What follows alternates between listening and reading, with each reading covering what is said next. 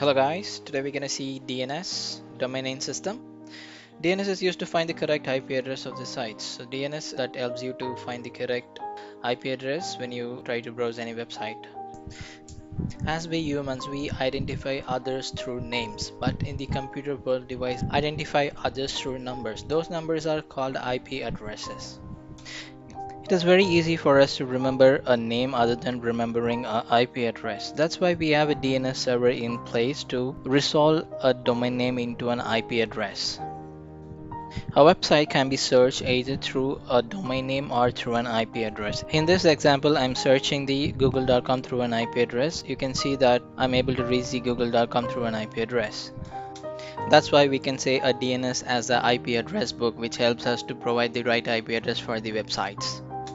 Now let's see how the DNS server works. As a client, we can consider a laptop as a client. So when you try to browse any website, initially the domain name gets resolved through the DNS cache. So if the DNS cache doesn't have any information, then the client will send the request to the resolver to get the right IP address. If the resolver doesn't have the information that's required, so then the resolver will try to get the information through the other three servers.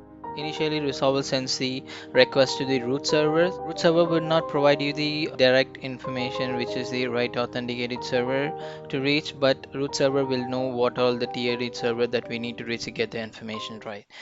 So root server will provide you the TLD information that we need to reach. So then the resolver will try to reach it valid TLD server. So from the TLD server, resolver will get the information about the authoritative name server which we need to reach. Then resolver server reads the authoritative name server and get the information required, and then it provides to the client. Alright, let's move to the next one. A domain name, other way called as FQDN, full qualified domain name. www.google.com is a full qualified domain name. So that is divided into two, that's top level domains and second level domains. Top level domains are .coms, .net, .org. So those are top level domains. The second level domains are the Google, YouTube, Facebook are the second level domains. Alright, and the next one. DNS uses UDP as the transport protocol and it uses port 53. And we have certain records for DNS. Those are A records, CNAME record, MS record, and NS records, and we have a lot more records in DNS. A record is a record that a domain name would be targeting to an IP address, and CNAME record is the domain name targeting to another domain name. So these are in-depth concepts, and it's very important for a system engineer to understand all these concepts to manage a DNS server.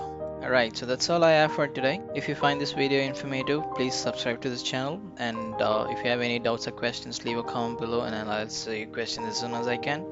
Until I see you in the next video, take care.